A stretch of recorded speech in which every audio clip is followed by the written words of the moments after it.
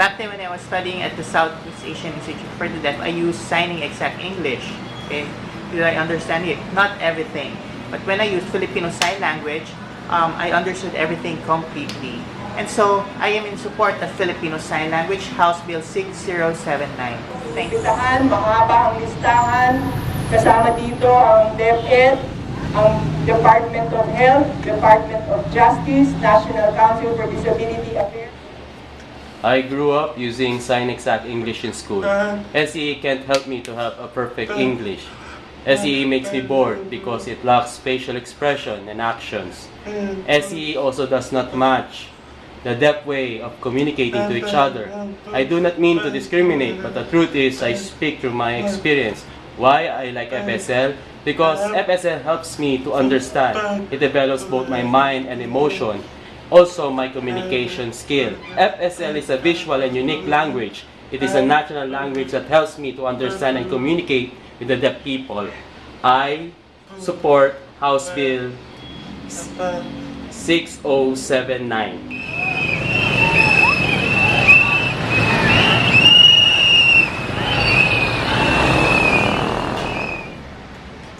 When I was small, I used signing exact English, and I was interested, but I believe that my learning back then was very limited, was shallow.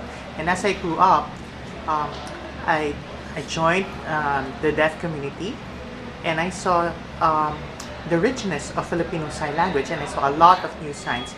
And so I became interested and developed Filipino Sign Language, whereas in SCE, there's limitation in terms of signs, but in Filipino Sign Language, there's a lot of variation, the uniqueness of the language.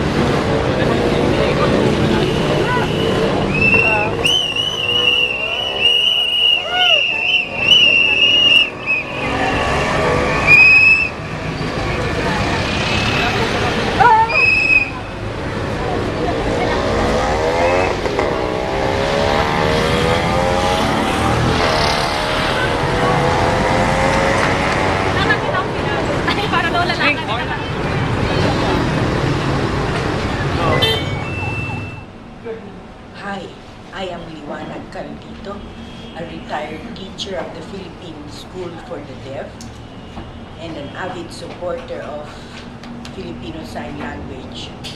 I'm also with the SEEDC, Support and Empower Abused Deaf Children, which helps talk about the rights of a child. And one of the rights is language.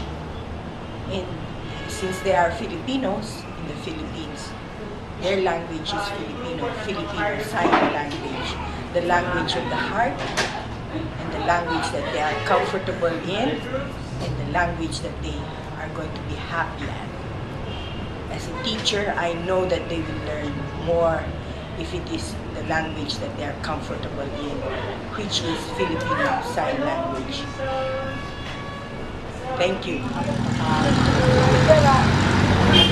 Sabi ng staff, pwede raw pumasok lahat basta may ID.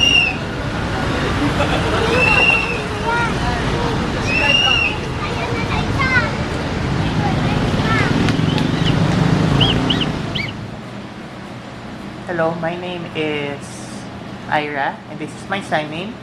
I studied before in Southeast Asian Institute for the Deaf. In elementary, I used oral method, and then as I grew up, I enrolled and learned at think SEE and FSL I learned are two different language modality. When I use SEE, I felt like the learning is very shallow, unlike using FSL, which is the natural for the community. I think that they are more expressive.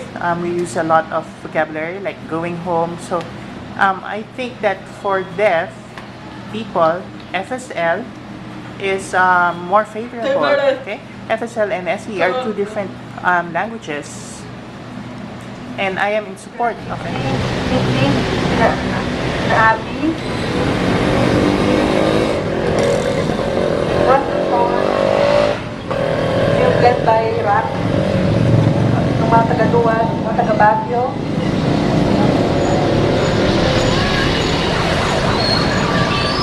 Mga captain, college girls lang, saka boat. Boat. Boat. Sino yung president nyo?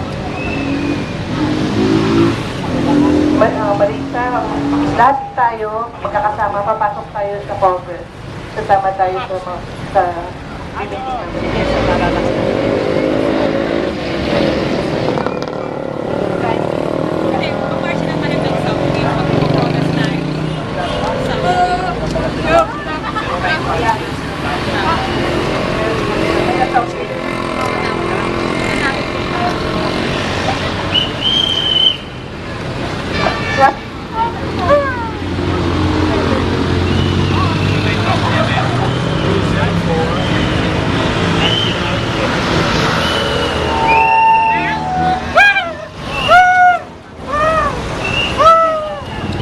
Ubusin mo yan.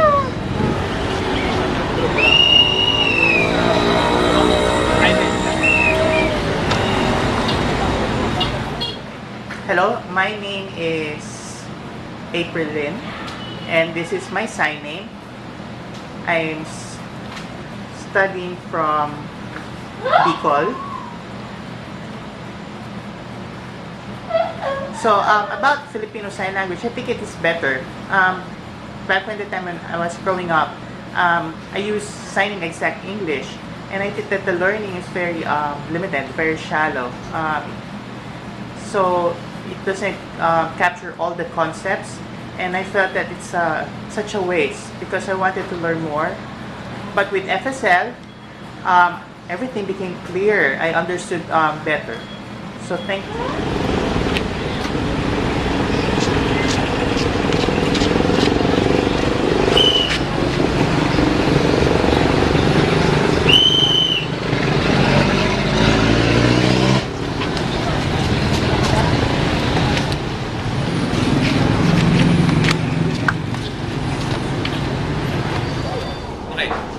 Hi, my name is Ed.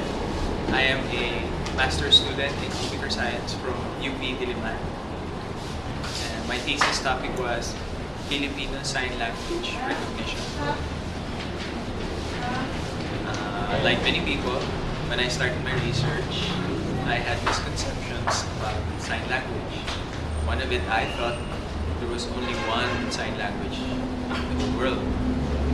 So with my interactions with the Filipino deaf community, I learned that they have their own rich language with many unique characteristics. And every Filipino deaf that I've met are very proud to have their own sign language as their natural language, and it would be a shame to ignore this fact. That's why I support the House Bill for Filipino Sign Language.